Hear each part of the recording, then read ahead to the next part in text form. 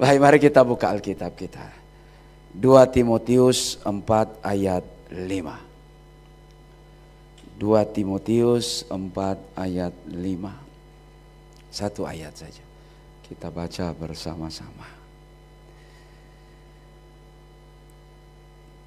3, 2, 1. 2 Timotius pasal 4 ayat 5. 3, 2, 1. Tetapi kuasailah dirimu, lakukanlah pekerjaan pemberitaan Injil, dan tunaikanlah tugas pelayananmu. Jemaat yang dikasihi Tuhan, pengurus Jalan Lurus, kami baru ministry, church baru 1 tahun. Kami berulang tahun kemarin, Pak Gembala, dan baru 1 tahun. Tapi nama baru yang disandangkan di gereja itu sudah 19 tahun pelayanan, dan pelayanan itu dilakukan untuk misi lintas Kristen Islam. Jadi memang disitulah yang Tuhan tetapkan, yang Tuhan taruhkan kepada kami. Dan sekalipun yang Tuhan percayakan kepada kami sesuatu yang baru, tapi perjalanan 18 tahun itu, pelayanan di dunia Islam memang tidaklah semudah membalik telapak tangan. Ya, mau tidak mau, sebab tidak ada yang bisa tahu apa yang terjadi. Dan tentu ketika 19 tahun mengkaji, menyimak, maka kurang lebih ada 3 lapisan Islam di Indonesia. Baik itu para sarjana atau teolog Islam yang dilahirkan lewat UIN, IAIN ataupun STAIN, maupun para ulama atau kiai yang dilahirkan di pondok pesantren, baik salafi maupun kholaf tradisional ataupun modern. Dan kemudian ormas. Ormas juga dibagi 2. Mitra pemerintah Majelis Ulama Indonesia, dan kemudian ormas radikalis. Dan itu yang ada di Indonesia. Dan sebagai refleksi kami 18 tahun itu, ya karena ini di Persekutuan Doa Jalan Lurus, tentu saya ingin agak berbeda lah dibandingkan khotbah di hari Minggu kalau ibadah pagi gitu. Karena sudah diwanti-wanti saya terus. Ini ada sentuhan ke apa ini? Kalau dari mereka ya murtadin lah ya, kalau dari kita mualaf lah. Dan saya melihat bahwa sekalipun setiap lembaga gereja banyak apa itu kolektan misi, tapi saya pun tidak tahu misinya kemana gitu. Dan sekalipun juga bukan sedikit yang sudah percaya kepada Kristus, tapi lebih banyak ketika dia percaya maka dia hanya tinggal diam tanpa mengingat keterpanggilan asal usulnya yang seharusnya dia juga harus menjadi berkat bagi yang belum percaya kepada Yesus, baik itu keluarga, sahabat ataupun siapa yang dia jumpai. 18 tahun perjalanan itu memang penuh resiko. Saya sering nginap di pondok. Dan ada pondok yang memang dia tulis di situ kembang biakan tuyul itu ada, itu jadi ada kembang. Tapi saya tidur di situ tidak pernah jumpai tuyul gitu. Nah, mungkin bukan bidang, jadi ya tidur aja biasa gitu. Jadi pas bangun yang saya lihat para santri. Nah, tapi ada di situ ditulis kembang perkembangbiakan gitu. Dan ayat ini mengingatkan bagi kita semua, baik yang baru terpanggil maupun yang sudah turunan menjadi orang percaya, sebab pada akhirnya keterpanggilan kita sebuah anugerah atau dianggap sesuatu yang menerima kasih karunia. Pada akhirnya kita diperhadapkan mau tidak mau harus memberitakan Injil. Walaupun banyak juga orang salah kaprah. Jadi saya berpikir kalau kita antar kita bukan penginjilan lah itu, pencerahan mungkin. Tapi dengan orang yang berbeda itulah pemberitaan Injil atau penginjilan. 18 tahun itu pelayanan lintas Kristen Islam dengan atmosfer yang berbeda-beda, tidak sama. Setiap lapisan itu berbeda, suasana, situasi, kondisi, keadaan, dan memang seperti itu.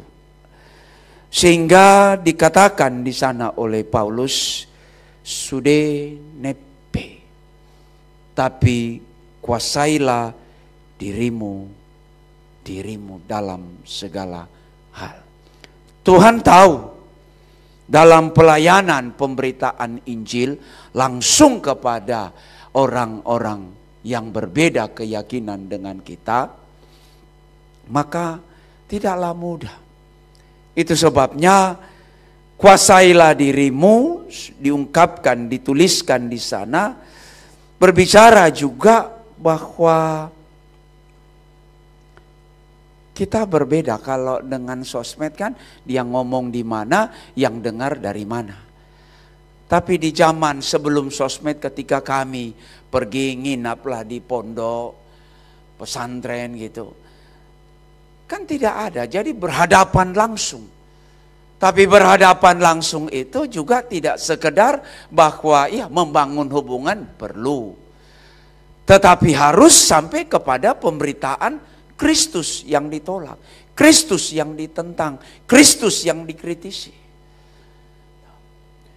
Sehingga contoh saja ketika saya ada di Padang, karena beberapa UIN saya mengajar. Baik dari UIN Aceh, UIN Padang, UIN Palembang, UIN Makassar, IAIN Palopo, dan kemudian UIN Bandung, juga di UIN Jakarta.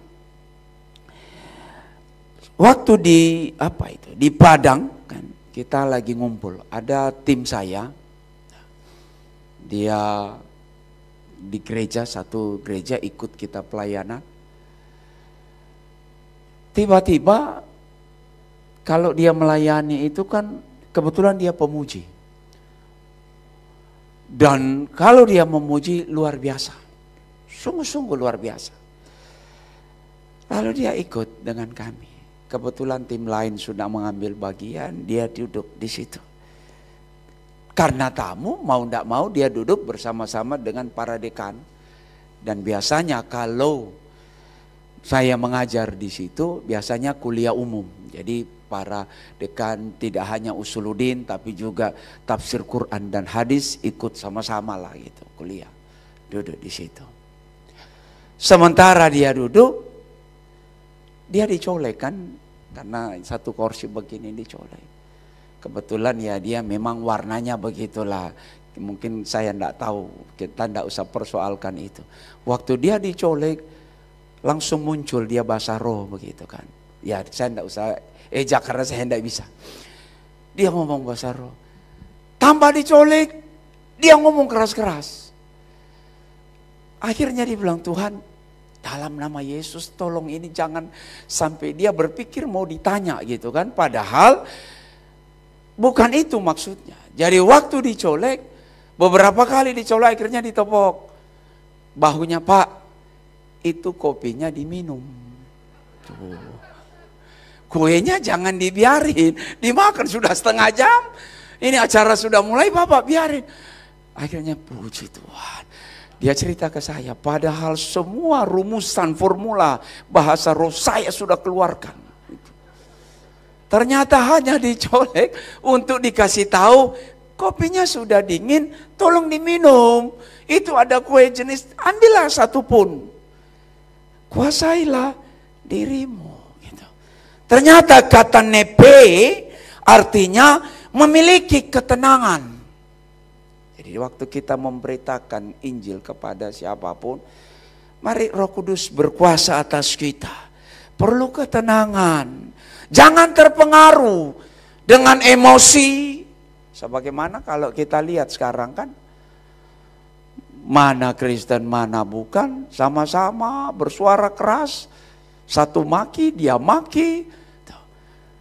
Nepe, kuasailah. Jadi kalau kita beritakan Injil bukan sekedar mengikuti emosi dan kemudian langsung final neraka dan surga di luar Kristus. Betul, kita percaya itu. Saya kebetulan mengajar di tempatnya Ibu Rita Wahyu. Jadi saya diminta untuk mengajar studi Islamika. Lalu ada dosen. Karena situ rata-rata dosen juga ikut. Dia bilang, menurut Pak dosen, kalau saya lihat, pokoknya apa yang dituliskan semua itu bohong. Apakah sependapat kalau mereka juga adalah 66 antikris? Saya bilang, wah, kalau begitu enggak perlu belajar Pak. Aja berantem dengan mereka, ngapain kita belajar? Kenapa Bapak berpikir begitu? Saya bilang, Bapak berarti belum baca Alkitab.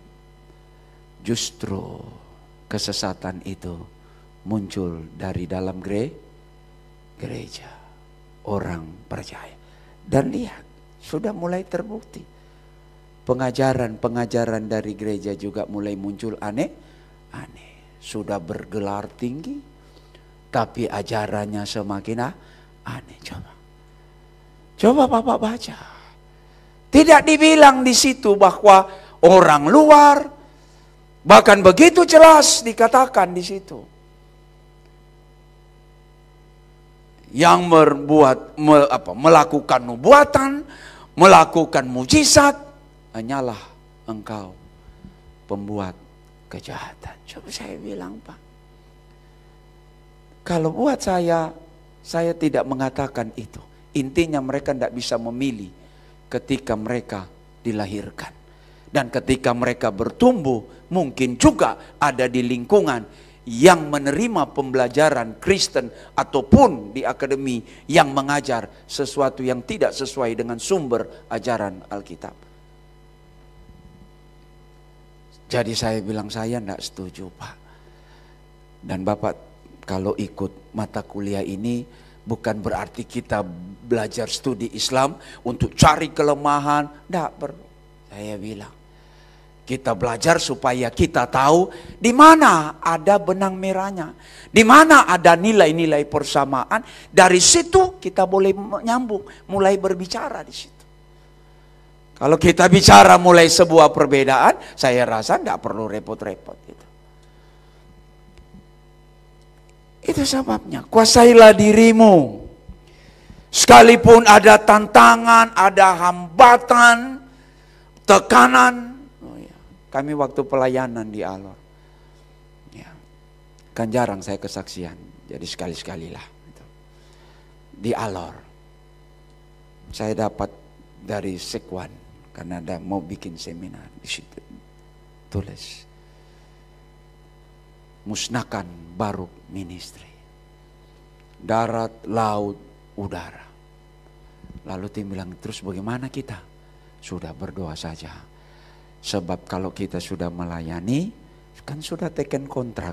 Mati adalah keuntungan, hidup untuk iya.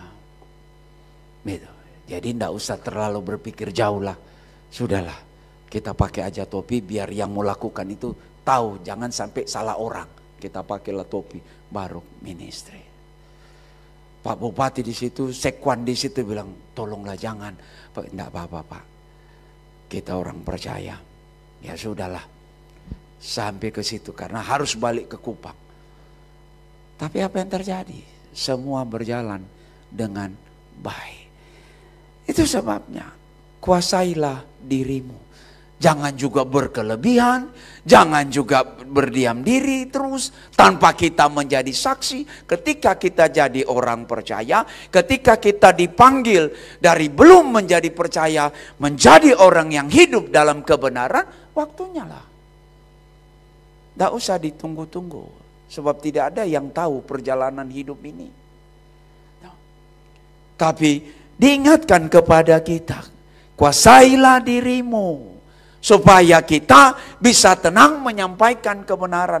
Tapi juga jangan terlalu tenang sampai akhirnya tidak menyampaikan apa-apa. Sampai Tuhan panggil.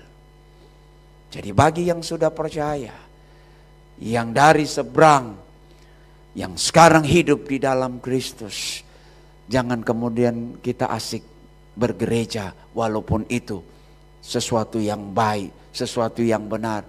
Tapi juga kita harus harus menjadi saksi, kita harus menyeberangkan apa yang sudah kita alami. Bahkan dikatakan di sana, en pasin, dalam segala hal.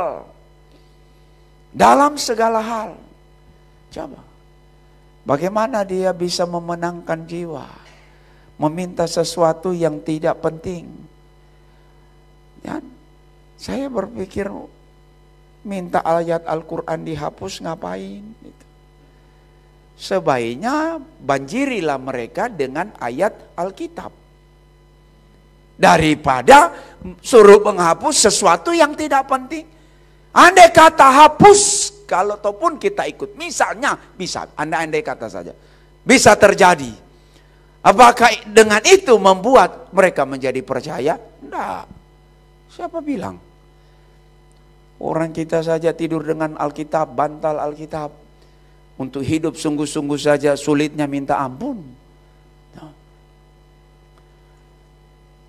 Tapi harus memberitakan itu. Tidak bisa kita berdiam di sana. Terlebih kepada persekutuan doa jalan lurus ini. Ketika Anda ada dalam kebenaran, hidup dalam kebenaran, ataupun kita yang sudah 7 turunan Kristen, menjadi orang percaya, jangan puas diri bahwa yang penting saya selamat, yang penting saya setia ke gereja, ikut ibadah jalan lurus, tidak salah, ikut ibadah jalan lurus benar, tetapi juga jangan berdiam di sini. Ketika kita ada di luar, kita juga harus melakukan itu. Tapi dalam segala hal kuasailah dirimu. Satu ketika kami mau ke Palembang, saya ngajar di UIN Palembang. Dalam perjalanan itu jam 12 siang. Tiba-tiba dipepet mobil, kami bertiga. Dipepet, pas agak berhenti memang. Di sini masyarakat. Dipepet di belakang. Jadi tidak bisa maju, tidak bisa mundur. Turun mereka semua, gedor. Buka! Buka, buka, buka! Yang di depan saya, teman ini, kita tim 2 orang. Lalu bagaimana? Saya bilang sudah, tenang aja dulu. Jangan buka pintu, buka aja pintu. Kaca kecil. Sebelah 5 orang, sebelah 5 orang, jadi 10. Turun kaca, turun! Saya bilang, oke, kita mampir. Ada apa sih sebenarnya ini? Kita mampir-mampir dikit. Kita coba, saya jangan halangi jalan. Karena banyak sekali kan, masih jam 12 siang itu. Lewat. Sampai di situ, dia mepet. Ya udah saya bilang maju dong, mobil supaya jalan. Lalu saya bilang ke teman, kalau dia maju, ambil kiri. Pokoknya saya bilang gas, kamu gas. Saya udah perhitungkan, wah ini agak got, pasir juga. Tuh. Jadi memang itulah risiko. Tapi ya sudah, kita lihat aja dulu. Pas jalannya agak kebuka, dia maju ya sekitar 30 cm lah. Pas balik saya bilang, gas. Wih dia gas. Set. Lalu pas ini kan banyak pasir. Apa ini? Gotnya agak besar tapi kering. Hampir mau jatuh begini. Tiba-tiba naik. Saya rasa bukan kebetulan itu. Saya percaya ada tangan Tuhan yang menopang itu. Sudah, Dia kejar. Yang saya biasa nonton film, cuman bedanya di film dibayar, kita kan tidak dibayar gitu. Mati betul, celaka betul. Kalau di film kan sudah celakanya bohong, dibayar lagi coba. Kejar-kejaran hampir 30 menit. Saya bilang, kamu klakson. Dia bilang ke saya, itu ada masjid di depan. Saya bilang, jangan. Jalan saja, karena itu orang kampung. Mana orang kampung mau berurusan. Kalau dia mengatas nama petugas, udah jalan. Lebih cepat saya bilang, Lampung, pokoknya kamu main gas saja. Saya lihat kiri kanan. Teman saya yang sebelah ini, yang satu ini kurang lebih hampir 95 kilo. Yang sebelah ini 35 kilo, lebih kecil. Tapi waktu saya lihat dia lebih pucat, jadi agak susut. Mungkin sekitar turun 20 cm lah dia punya tinggi itu. Kejar, terus kejar. Pas kita lewat truk itu, maju terus. Kita agak ruang waktu lah, agak lebih kosong. Pas ada kantor pos polisi situ. Berhenti, kita masuk langsung. Waktu masuk, turun. Pak polisi, kita masuk. Nggak ada. Padahal hari Senin itu. Jam 12 siang. Langsung saya bilang, ya sudah Heski, kamu bawa mobil, kebetulan tanahnya luas, kamu ke belakang, bawa mobilnya. Ini gara-gara terinspirasi film juga, gara-gara nonton. Sudah itu kan ada bekas ban. Ya udah kamu di ini nih, supaya rata, dia nggak lihat ada bekas ban. Ambil kayu. Mau ngapain? Sudah ambil kayu, saya bilang. Buat apa ini? Sudah pegang saja, kamu jaga. Kalau dia turun, pokoknya hantam. Sambil jalan, Tuhan ini menghantam bener, ini enggak ini. Aduh Tuhan, ini kita mau pelayanan kok. Masa mesti bunuh orang begitu. Sudah, mau enggak mau. Sudah dalam keadaan seperti itu. Saya bilang, pokoknya dia ngintip, hajar. Sambil doa lah, mohon ampun gitu kan. Tuhan, kami mau pelayanan. Ya, kami tidak sanggup pikul balok salib, tapi kami sanggup pegang kayu ini, balok ini untuk mukul lah gitu, kurang lebih. Udah tunggu. Tiba-tiba mobil lain datang, kaca gelap. Dia tunggu di situ hampir 25 menit. Padahal kita ada di dalam. Sambil berdoa itu, Tuhan kami mau jadi pembunuh atau kami mau jadi pelayan Tuhan. Dia tunggu, kami juga tunggu di dalam. Sambil berdoa, Tuhan jangan dia turun. Karena pastilah kalau daerah sana ada pistol rakitan begitu. Singkat cerita mereka balik. Sudah akhirnya saya suruh teman, kamu lihat pelan-pelan kamu jalan, agak hutan jalan dikit lihat. Baru balik. Lalu apakah kami harus berhenti melayani? Nah, Tuhan tahu tidak mudah untuk melayani di dalam dunia misi, syiar atau dakwah kepada yang berbeda keyakinan dengan kita. Tapi semua itu membuat kami terus begitu banyak kisah yang harus kami lewati, nyawa taruhannya, tapi harus jalan. Terus kembali melayani sebagaimana kalimat selanjutnya, lakukanlah pekerjaan pirison irekon. Lakukanlah artinya sikap yang konsisten. Jangan karena ada tekanan, jangan karena ada persoalan, ada masalah membuat engkau berhenti melayani Tuhan. Tapi harus maju. Lakukanlah pekerjaan, ergon, tindakan. Jadi ada satu tindakan, sikap yang konsisten, terus walaupun banyak pergumulan yang dihadapi. Tekanan. Siapa bilang tidak ada tekanan di dalam pelayanan misi seperti itu? Memang paling enak pelayanan di dalam internal sendiri. Tuh, paling parah nggak dapat makan lah atau minum lah, sudah. Tapi masih pulang dengan nyaman. Pelayanan saja. Begitu banyak tekanan. Tapi Tuhan, sekali kita sudah kontrak jadi orang percaya, jadi pelayan Tuhan, apapun terjadi kita lakukan. Lakukan pekerjaan evangeliston, pemberitaan Injil. Harus.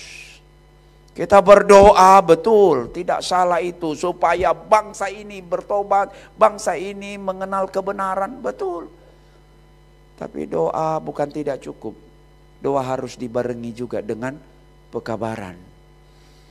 Doa harus dibarengi dengan pemberitaan. Bagaimana mereka mau tahu kalau kita hanya ada di dalam ruangan? Tapi ketika kita ada di luar bersama dengan mereka, menyampaikan kebenaran itu. Sebaliknya Allah itu mengasihi. Itu sebabnya pemberitaan Injil bukan persoalan pindah agama Kristen. Bahkan tegas karya keselamatan Allah di dalam Kristus lewat Yesus sudah ada sebelum agama Kristen, lembaga agama Kristen terbentuk seperti ini. Jadi karya keselamatan itu harus diberitakan. Sampai kemudian dikatakan di sana, pleropereson, tunaikan, karena itu tugas. Itu tugas.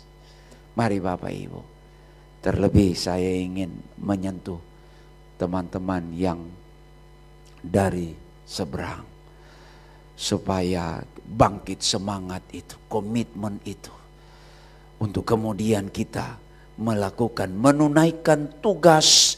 Karena kata pleropereson artinya utuh, penuh, sungguh-sungguh, tidak boleh separuh. Tidak ada karya yang berhasil, karya besar dikerjakan dengan hanya separuh hati, tidak akan pernah ada. Harus utuh, sepenuh harus dilakukan. Tidak bisa hanya untuk sekedar menyenangkan, ya sudahlah yang bisa saya lakukan, harus betul-betul. Bahkan dikatakan di sana, sungguh-sungguh melakukan hingga tercapai. Apa itu? Ten diakonian so, pelayananmu. Pelayanan kita tidak akan pernah berhasil dan sampai selesai kalau kita tidak melakukan dengan kesungguhan. Apapun risiko, apapun situasi, mari kita tetap. Karena itu kuasailah dirimu. Ada waktu untuk kita berdoa, ada waktu kita untuk memberitakan, ada waktu kita untuk berdiam, ada waktu kita untuk menyimak. Jangan kemudian kita terpancing dengan emosi. Yang terakhir, satu ketika saya diundang di pondok pesantren ke Geng Selo. Geng Selo. Lalu saya sebelumnya diundang oleh pendeta garis depan yang ikut KKR, seminar, gitu ya. Jadi mereka undang KKR dan seminar 2 hari lah, 2 hari pagi sampai sore seminar, baru malam KKR. Ujung-ujungnya diundanglah saya ke pondok itu. Saya bilang ke teman-teman, ayolah, kan sudah seminar, jadi sudah ya bahasa karismatik sudah dapat apinya gitu, kan semangat itu. Ya udah, ayolah. Kurang lebih hampir 200-an lebih lah. Yang ikut ke pondok cuma 2 orang. 2 orang. Tapi waktu seminar, luar biasa. Berapi-api gitu. Saya pikir udah mau pecah kota itu, saking semangat, lu sudah luar biasa lah. Kalau soal action Kristen ini paling jago. Tuh. Memang sudah hebat lah gitu. Yang datang cuma 2. Pas masuk sudah ada iring-iringan kan. Mereka sudah marawis karena dia juga undang beberapa pondok, jadi sudah mulai penuh di situ. Nah, kebetulan saya kan cuma suka pakai salib, kalau kemana-mana pakai salib gitu. Jadi waktu saya turun, ya ada yang senyum, ada yang buang muka, ya sudahlah, ekspresi orang-orang berbeda, ya enggak apa-apa gitu. Nah, sudah sampai teman pendeta ini, saya enggak usah bilang sukunya lah, tapi suku yang berani, suku yang garang, luar biasa lah garangnya. Tuh, sudah duduk.